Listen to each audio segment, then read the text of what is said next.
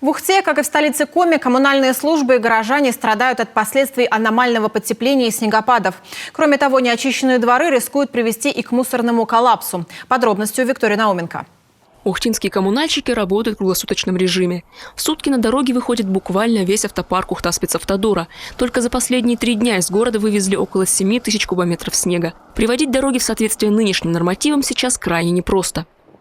ГОСТ у нас 2014 года, но под редакцией, измененной уже 2019 года, на улицах первой и второй категории не допускается даже 1 сантиметра снега на проезжей части. Покрытие должно быть чистое. Но главной проблемой становятся дворы. За их очистку несут ответственность управляющие компании, к работе которых немало вопросов. К дому не подъехать, машины все на дорогах стоят. Не понимаю, почему хотя бы выезды из дворов не почистить, потому что заехать невозможно. Это вообще ужас полный. А где особенно такие проблемные дворы? По-моему, в любой двор зайдите, не знаю, везде такое. В любом дворе. Неочищенные дворы создают большие проблемы не только для пешеходов и водителей, но и представителей регионального оператора по вывозу мусора. Грузные мусоровозы просто застревают во дворах.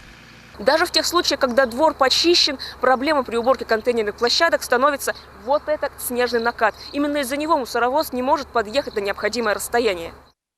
Водителям мусоровозов приходится придвигать контейнеры ближе к машине вручную. Это, естественно, отнимает время. Так Константин Климашенко за день собирает около 130 контейнеров.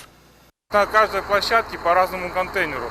У меня машина берет 2 контейнера за раз. То есть с одной подъезда я беру 2 контейнера.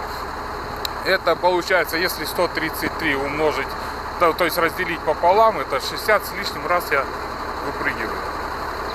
Но это не считая того, что мы подъезжаем к шлагбауму, к воротам, там открываем, все такое. Руководство управляющих компаний комментировать ситуацию по большей части отказывается, но ответ у всех один – снега больше, чем ресурсов. Впрочем, есть и другие нюансы в обслуживании дворовых территорий. И есть еще дворы, где есть управляющая компания, но ей заложен вывоз снега 1 раз в год, или чистка снега. Так проголосовали жители, И, соответственно, они свою работу выполнили, заявок больше не поступают. Здесь еще все зависит от жильцов, как они, так скажем, какое они задание дают управляющей компании и с какой периодичностью необходимо чистить дворы. Между тем, к качеству уборки дворовых территорий управляющими компаниями есть ряд обязательных требований. Среди них обеспечение беспрепятственного подъезда к контейнерным площадкам. За несоблюдение этих требований предусмотрена административная ответственность. А в ситуациях, когда двор не чистят вообще, важно прежде всего изучить договор с управляющей компанией. Если он нарушается, обращаться в Госжилинспекцию или Стройжилтехнадзор. Виктория Науменко, Павел Лагутин, телеканал Юрган, Ухта.